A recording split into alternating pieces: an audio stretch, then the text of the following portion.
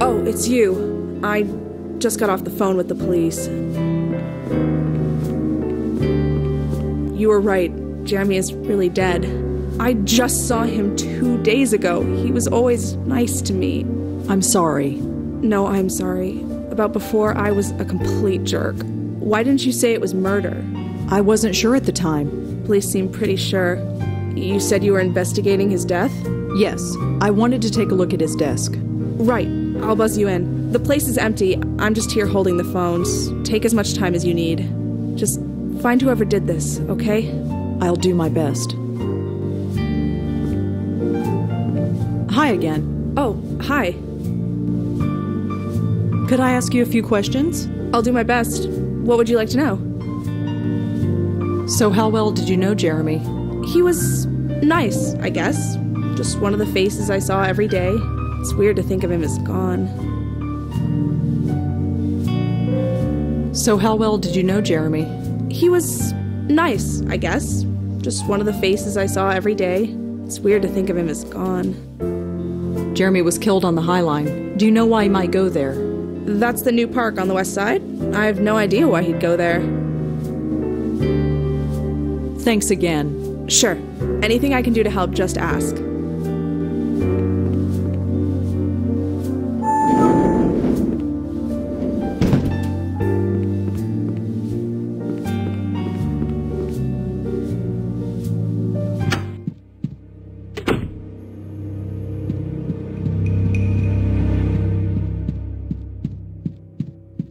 It's a laminated press pass.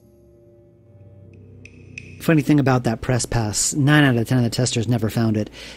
So I made it really, really bright. It doesn't even mesh with the background, but you can't miss it. And obviously you just picked it up, so it worked. That's probably an editor's office. I don't need to search the entire office, just Jeremy's desk.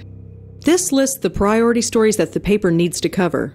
The topic, yacht crash, is circled and underlined. Wonderful. I don't need the whiteboard for anything. Looks like Jeremy left this on before he left.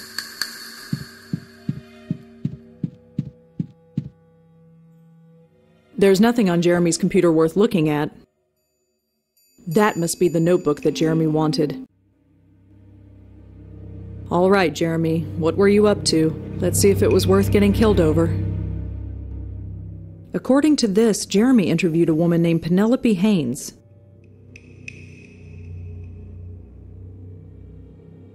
Looks like Jeremy tried to speak to someone named Penelope Haynes over the phone. A definite connection. Connection to what? It says that Jeremy followed up with someone, and whoever it was tried to scam him.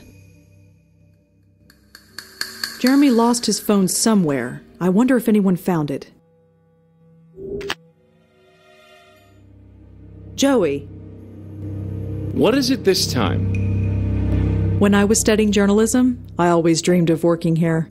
Never thought I'd get in this way. When I was studying journalism, never thought... That's all for now. Yeah.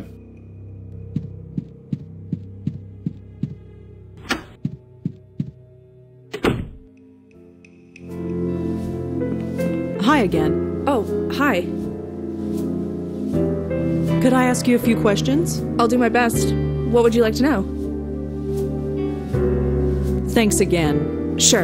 Anything I can do to help, just ask. It's a laminated press pass that I took from the City Post newsroom. It seems to be expired, so I doubt anyone will miss it.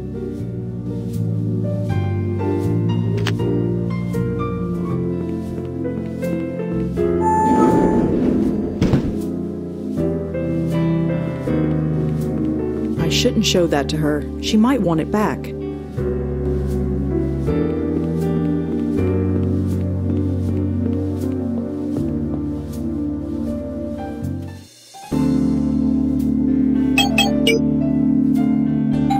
Come on in. Oh, hi, Rosa. Make yourself at home. The first draft or version of this game, the first build of this game, was a little bit different, actually quite a bit different. Instead of just sending you off to investigate Penelope, Jeremy actually sent you off to investigate Penelope, Jamie, and Tiffany. He was investigating all three of them and trying to find Gavin himself. And I really liked the fact that it branched off really early. It had that nice nonlinear feel. You can kind of approach all three cases in your own time. But there was a problem. It kind of really screwed up the pacing because there was a very good chance that you would leave Penelope till last. And if you did that, then you wouldn't meet Lisa until almost the very end of the game. And that really kind of screwed up the pacing because Lisa and the grandfather and Joey and all that is extremely important. And you needed to get that information earlier. So I adjusted it and changed it. So Jeremy only sent you on the Penelope case. And then once you get through that, it branches off into Tiffany and Jamie after. So that worked out well. It really fixed the pacing. It left a big problem because I had done a lot of coding and a lot of writing, and there was a lot of stuff in there where Jeremy is talking about Jamie and Tiffany that I had to go in and remove. Hopefully I got all of it, and there's none remaining. But yeah, that's how I edit it and change things.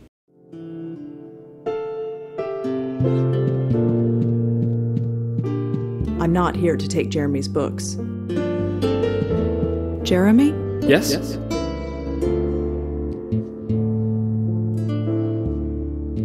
I got your notebook. You are a rock star. Here you go. Take it. Right. On second thought, could you read it out to me? This flu is making me a bit fuzzy. I'm having trouble focusing my eyes. Are you sure? Yes, please. Sure, Jeremy. Thank you. So, when did you leave the Village Eye? A little after you. Most of us did. Really? Our boss was a slime ball, and when you left, we all followed your example. I had no idea. You wrote about someone named Penelope Haynes. Penelope Haynes, yeah, she's an interesting case. She's a victim, but doesn't believe she's a victim at all. She embraces it. I wish it was uncommon, but unfortunately it's not. What do you mean? God, my head, it's like thinking through a straw.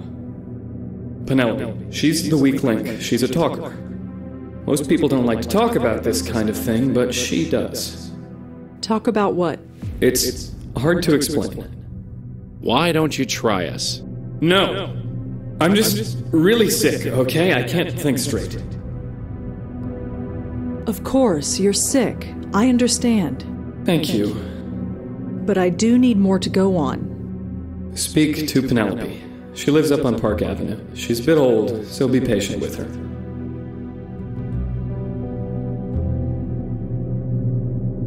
You wrote in your notes that you lost your phone. Did I? Yes, you did. If I did, I must have found it. Got it right here. See?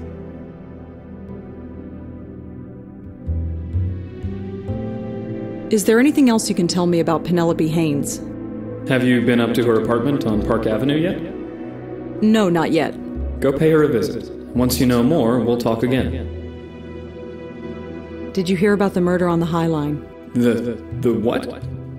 Somebody was killed at the High Line Park very recently. That's interesting news. But hey, somebody else is going to have to cover it. I'm really sick and I've already got a story to cover. Are you sure you... No, please stop asking about it. Sorry, just asking. Never mind.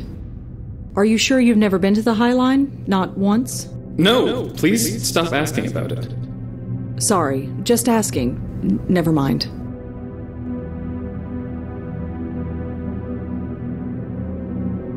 Out of curiosity, what's the last thing you remember before getting sick? Why do you want to know?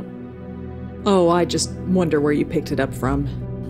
You know, I don't know. I had some interviews lined up. I went for a walk. Yeah, that must have been it. I must have caught a bug outside somewhere. Serves me right for not putting on a jacket. So, the City Post. That's pretty impressive. It's grueling work, but it's been nice. Everyone's saying that print newspapers are dying, but there's something legit about being in print. So, do you still talk to anyone from the old paper? Not really. I was just happy to get away from the place. How about you? No, I never even talked to anyone when I was there. You spoke to me. Sometimes. I guess I must have. So, what else have you been up to? Oh, you know, nothing much. Just this darn flu. I just hope you don't catch it. I wouldn't worry about that. I don't know what else to ask him. I didn't know him well enough. Looks like I never will now.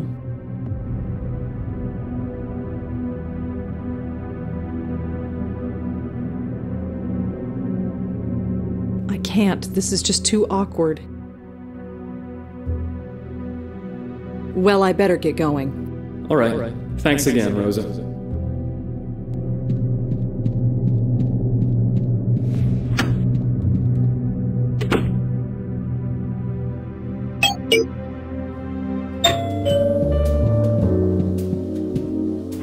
Yes?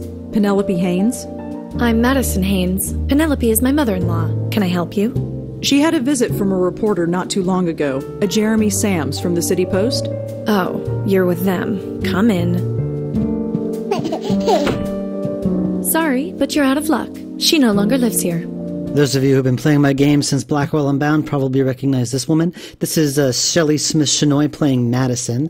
I met her through Abe several years ago. She was in a play he was directing. And she just is one of my regulars. I love working with her. She's just so, I don't know how to explain it, just very sweet and fun.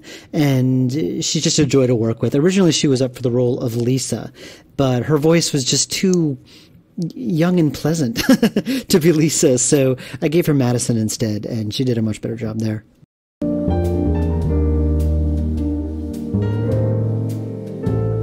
She's not dead, is she? What? No. What gave you that idea? Well, never mind. It was a stupid question. You said it, not me.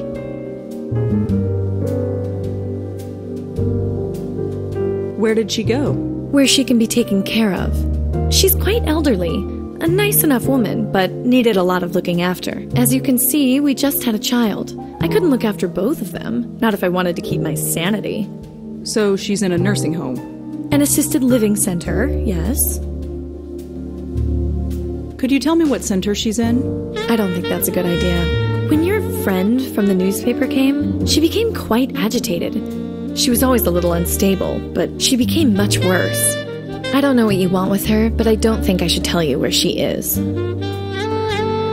Are you sure you can't tell me what center she's in? It's kind of important. I don't care if it's important. She's not well.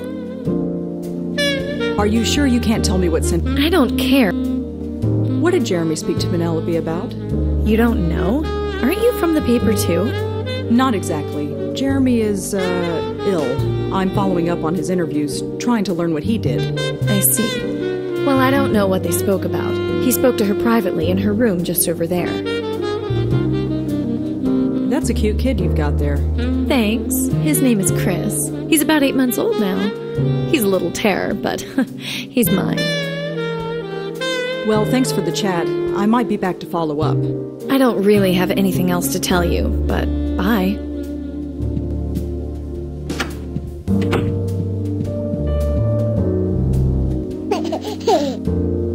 I often use names of people I know and kind of either use the exact name or kind of do a variation of it for characters in games. And this family is named Gaines, but they're actually based off a family I know. My cousin's actually called Haynes. And I constantly mix them up until I think the 11th hour. I was constantly finding Haynes instead of Gaines. And so hopefully none of those are still in the final version.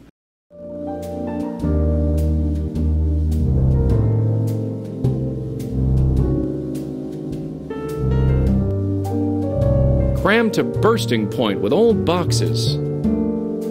It's the way out of here. Pretty generic stuff. They sell this crap by the hundreds in any department store. Not bad. Just a set of drawers. Look at the dust on that thing. Nobody's slept here for a while. Some kind of green trinket. It's a brochure. It looks like it's for a nursing home. The place is called Seagram Assisted Living, and it's got a branch down on East 33rd.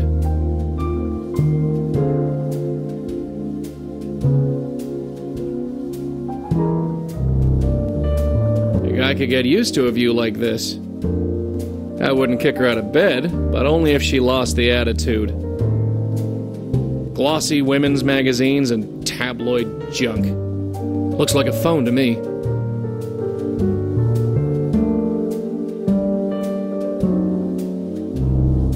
There's nothing but a long hallway down this way. I can't go any further.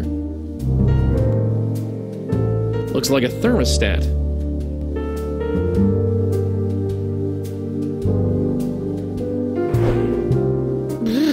Do you feel that, Chris? This is what happens when Daddy buys thermostats wholesale. I didn't think about this at the time, but can you actually buy thermostats wholesale? Probably not, but whatever. Cheap plastic crap. He's staring right at me. Kids that young have always been able to see ghosts like me. They never get scared, though. I guess they don't know any better. So, kid, how's it going? Oh, no need to get up. Oh, hey, watch it! Sometimes I wish that if I could go back in time and change one thing about the Blackwell design would be not to gimp Joey so much. He's kind of limited in terms of what he can do, and having this baby follow him around was kind of an arbitrary decision. Sure, babies can see ghosts. Why not? So that was thrown in there just to give Joey a little bit of extra ability in this scene.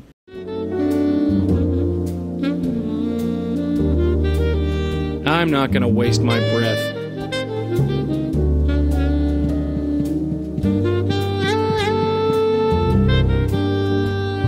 I found out where they stashed the old lady. It's a place called Seagram. Did you get the address? Of course I did.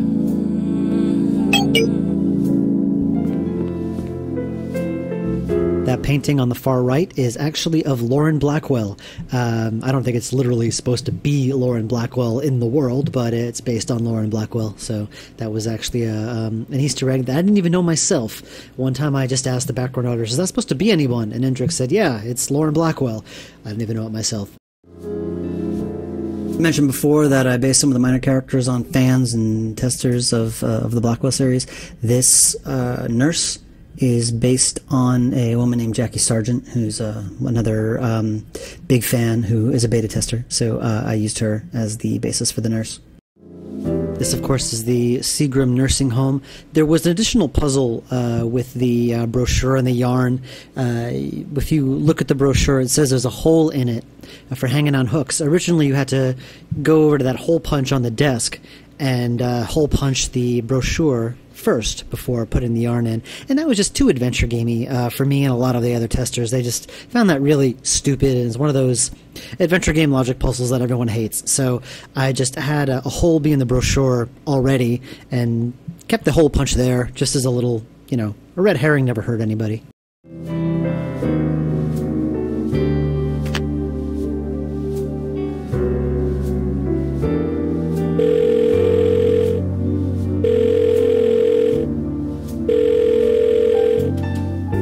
You've reached Jeremy Sands. Please leave a message.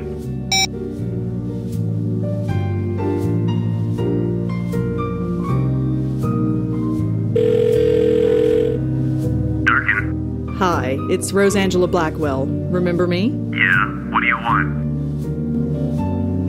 I was just checking in. Any word on Jeremy's murder? Nothing yet. We're working on it. You got anything for us? Did you find a cell phone with Jeremy's body? A phone? No, I would have remembered that. We couldn't find one in his apartment either. Why do you ask? No reason. Jeremy spoke to a Penelope Haynes before he died. From the old folks' home? Yeah, we know. We found it through his phone records. It's a dead end if you ask me. The woman barely knows where she is. I don't have anything else for you. Good night.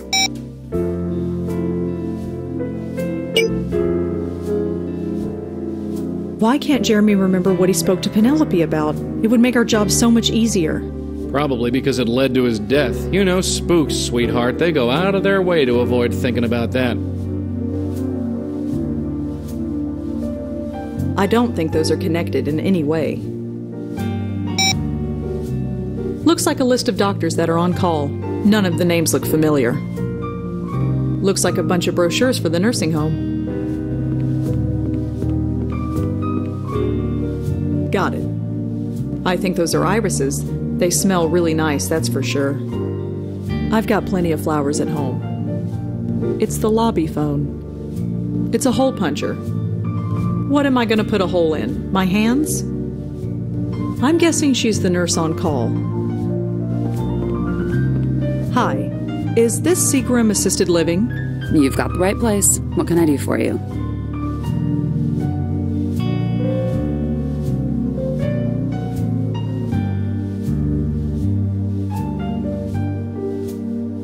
I'm looking for a Penelope Haynes. Does she stay here? Mrs. Haynes? She spends her time in the common area most days. It's on the second floor, you can't miss it. Thanks. Can you tell me anything about Penelope Haynes? Her? Nice lady. Very... I guess you could call her spiritual. She hangs out in the common room most of the time. It's okay if I go visit her? We like to think of our residents as guests, not patients. We take care of them, but this is their home. As long as you don't bother anybody, you can come and go as you please. Could you tell me a bit about this place? Well, if you want my opinion, this is one of the best assisted living centers in New York. But you don't want to hear a PR spiel, I'm sure. If you're interested, take one of our brochures over there. Thanks for the help. Have a good day. What am I going to put a hole in? My hands? It's a brochure for the Seagram Nursing Home. It's got a big hole punched in it. I guess for hanging on hooks.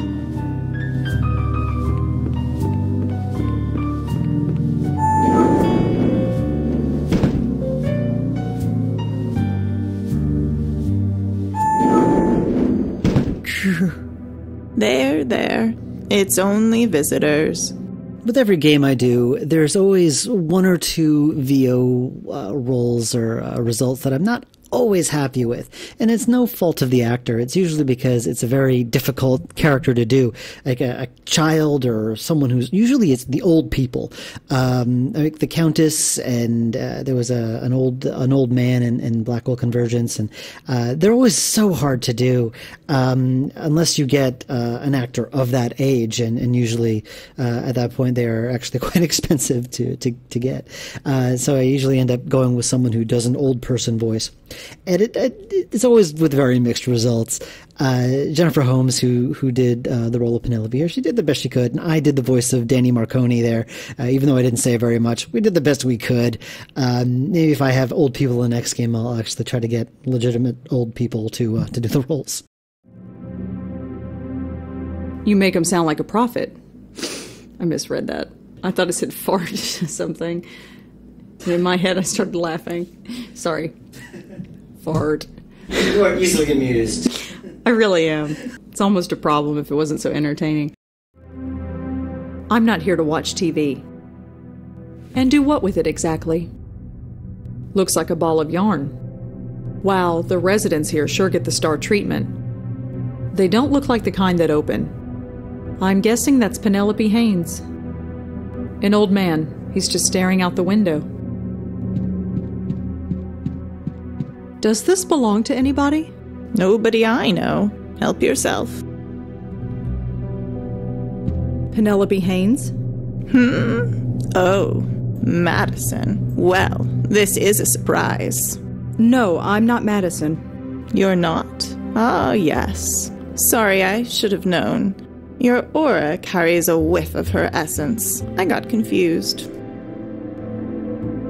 You said something about an aura?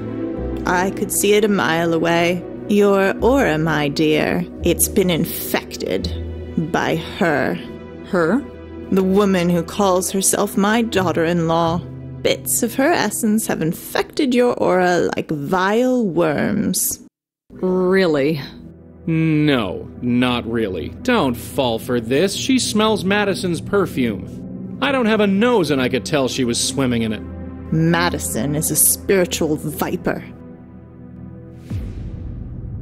You think Madison is a spiritual viper? The energy flows into her but doesn't come out. She just cares for material wealth and nothing for her fellow human beings. She's corrupted my son, and it's too late for him. But me, I got out. Lucky escape. I was told Jeremy Sams came to talk to you. Oh, that young man. So keen, so interested. He believed, or he wanted to. He's on his way now, I think. I sent him there. Where did you send Jeremy? To the next phase, of course. The next phase? There are many worlds, but we have work to do in this one. I'm afraid I don't understand. There. You're not supposed to. Do you know Jeremy is dead? What? What are you talking about? Jeremy is dead. He was killed a few days ago. Oh my. That is funny. Pardon? Me going on about sending him on his way to the next world. What you must think of me. Don't worry about it. I sometimes forget that I operate on a higher plane than most people. Still can't be helped. Don't worry about the boy. He has rejoined the universe. What did you and Jeremy speak about? My work, the universe, and my work within the universe. So many people, so many lost. I'm quite important, you know. What kind of work do you do? I meditate. I think. I exist. Really? What more is there? Well, thanks for your time, Mrs. Haynes. Oh, it's been a pleasure. Stop by anytime. Mrs. Haynes. Oh, it's you. Well, thanks for your time, Mrs. Haynes. Oh, it's been a pleasure. Stop by anytime. Hello? Can you hear me? Nothing. Does this mean anything to you? No reaction.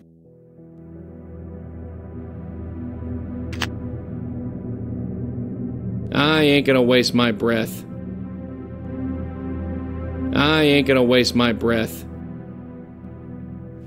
Some old broad. I can't talk to her, she can't see me. But by the looks of her, that won't be the case for long. Look at that sad sack. Dying young has one thing going for it, at least. I'll never end up like him. What's the point? He can't hear me. We're not here to watch that junk.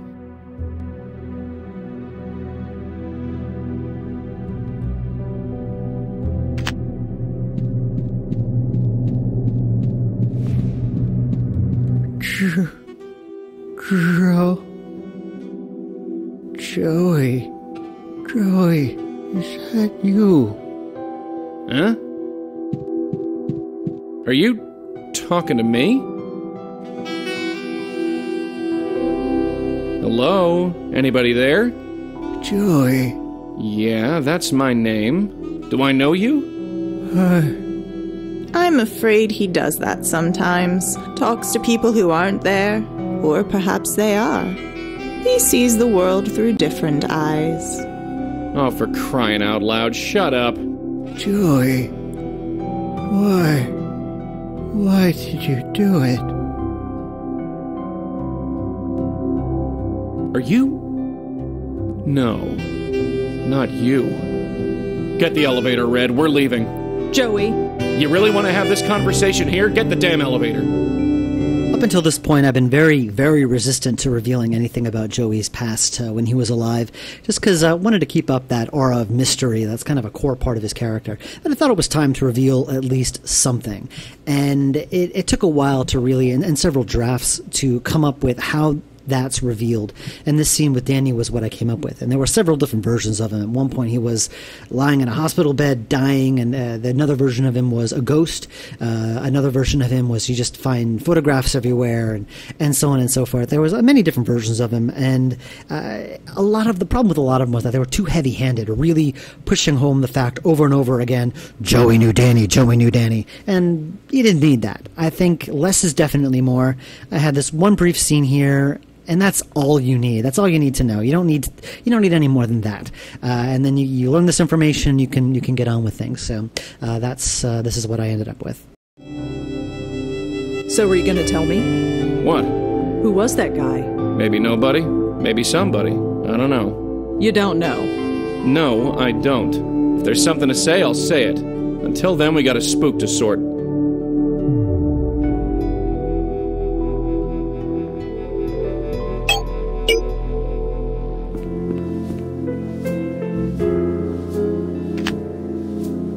Not sure what blowing on that will achieve.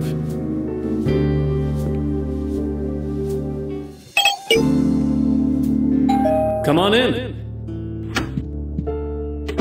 Oh, hi, Rosa. Make yourself at home. We've met Penelope. Oh, you found her? How's she doing? She's interesting. Interesting's the word. I could only understand half of that crap she spouted. Yeah, she's a bit out there. She thinks she's found something meaningful. Has she? I don't know. Maybe it doesn't matter. The history between, the relationship between Rosa and Jeremy is something I tried to keep very subtle. If you didn't pick up on it, that's what this commentary is for. But it's pretty obvious that they kind of might have had a thing for each other way back when. How neither of them had the guts to say anything, and time went by, and things happened, and now they are back in touch in these very bizarre circumstances, and it just makes things very awkward and strange. And so that's kind of how it goes there. Again, I didn't want to make this too obvious or too heavy-handed. Them saying anything about regret to each other, it's just kind of there in the air and uncomfortable. I didn't really feel the need to call attention to it. It's there, you can feel it, and that's all you need. I think for once, I'll let the kid field this one. She's the one with the history. Young guy about Red's age, looks the bookish type. He seems pretty bright, for a spook anyway. Nothing that can help us. He's tacked up a bunch of newspaper articles in this thing. He's got the byline on all of them. Must be proud of himself. Looks like a normal desk to me. Not a bad view. Maybe when this is over, we can squat here for a while. The books look like they've been read several dozen times. It's what they call art, I guess. Jeremy? Yes? Remind me, what do you need me to do again? Find Penelope. She'll tell you everything you need to know. Well, I better get going. All right. Thanks again, Rosa.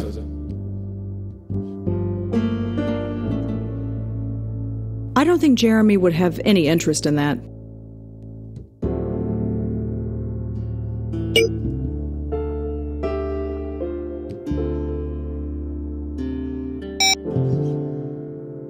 I got your notebook. You are a rock. Here you go. Take it. Right. On second thought, Yes. Sure, Jeremy. Thank you. Well, I better get going. All right. Thanks again, Rosa.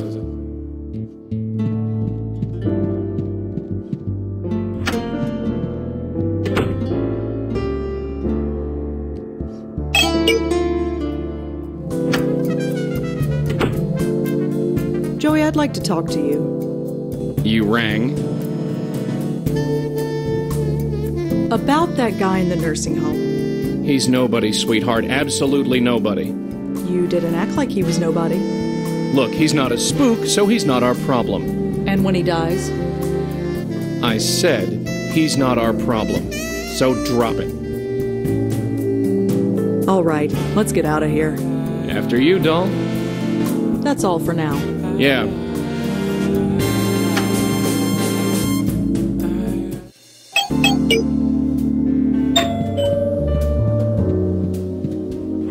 Oh, you again. I told you, there is no reason for you to be here. I spoke to your mother-in-law. You spoke to Penelope. Yes. I told you not to speak to her. No, you said you wouldn't tell me where to find her. I found her anyway. Clever girl. And what did she tell you? She doesn't think much of you, that's for sure.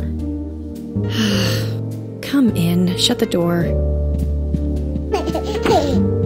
Let me tell you something about my mother-in-law. She's rich and she's needy. People like her are easy prey for people like him. People like who? People like Gavin. What did this Gavin do? He brainwashed her is what he did. He made her hate us. He told her we were phony and superficial. Okay, we're well off. I can't deny that. But the thing she said? She changed her will. Can you believe that? Left everything to Gavin. Even my husband couldn't look at her anymore. So, we sent her away. Was it a lot of money? Who cares about the money? The money isn't the point. She turned her back on her family, her son, her new grandchild, just because some cult leader told her to. You stick by your family. That's just what you do. So you put Penelope into a nursing home after she changed her will? I know. We're horrible, ungrateful people. Don't think we don't feel guilty about it. But she was impossible to live with, and we have a son to raise. I even gave her a key, and I told her she could visit whenever she liked. Not that she would. She denies we ever gave it to her, even though it's lying in her room for everyone to see. Well, I better get going. Goodbye, then.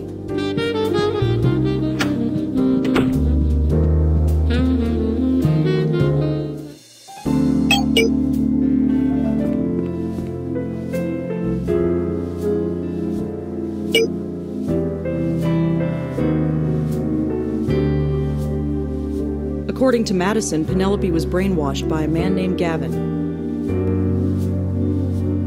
I have no idea who Gavin even is.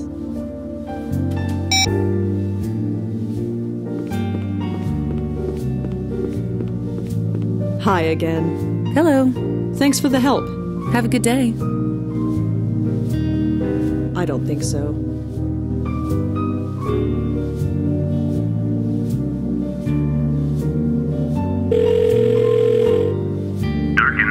Hi, it's me again. I don't have any...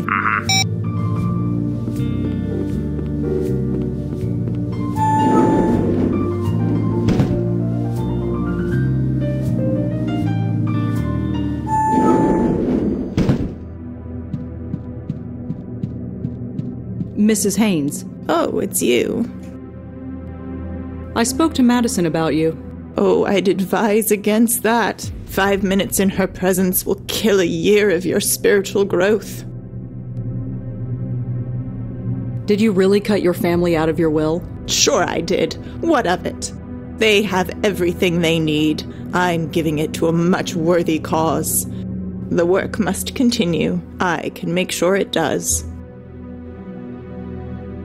Madison doesn't seem all that bad. You never lived with her. For years I lived under a cloud, only I never knew it. The clouds have parted and I see. See what? My purpose. I never had one before. She couldn't see that. She did everything she could to destroy it. She even took my peridot. Peridot? A stone. Gavin gave it to me. It promotes spiritual growth. She took it before sending me here, like it will do her any good. Can't you get another one? This one was given to me by Gavin. It has special energy inside. It's irreplaceable. I could get your peridot for you. You would do that? You'd brave that nest of vipers and retrieve it for me? It's hardly a nest of vipers. That's because you can't see. But if you get it for me, let's just say that helping others is the key to helping yourself. I'd like to help myself to some earplugs. About the peridot. Did you find it? Not yet. Oh, well, that witch probably threw it away. This Gavin, who is he? Gavin is the one who opened my eyes. You make him sound like a prophet. Far from it. He's just a man who had his eyes opened, and he helps others do the same. He was just a signpost on my spiritual journey. More like the exit ramp to your personal loony bin. I'd like to meet Gavin. You? No, I don't believe you're sincere. That reporter, Jeremy, I sent him on his way to Gavin, and it just upset things. It upset someone, all right. Upset them enough to kill. Perhaps he wasn't ready. Perhaps he remained closed-minded. Perhaps I should have seen that. Either way, you must find your way to Gavin yourself. Unless you can prove your sincerity. Prove my sincerity? How do I do that? Promote your own spiritual growth. If you don't do that, your eyes will remain forever closed. Spiritual growth. I'm the only spirit around here, and it's never done me any good. Prove my sincerity? How do I do that? Promote your own spiritual growth. If you don't do that, your eyes will remain forever closed. Madison told me she gave you a key to her apartment. A key? No, she didn't. She told me she did. Well, she's lying. She hates me, so she wouldn't give me anything. You understand? I'm not sure I do. That's all right. Maybe you're not supposed to. This bit of dialogue here was my own personal justification for why you have to do the following puzzle with getting the key out of Madison's room. The logical thing would be just to ask for the key. And I realized, well, what do? Do I just cut all of those puzzles, or do I somehow justify it? And this is how I justify it. And it does kind of make sense how if she's brainwashed to believe that Madison and her family hates her, so why would they give her a key? It does make sense in that kind of context, but it's a bit of a stretch. I hope I can be forgiven. Are you sure Madison didn't give you a key? I told you before. She did not give me a key. She hates me, so she wouldn't give me anything.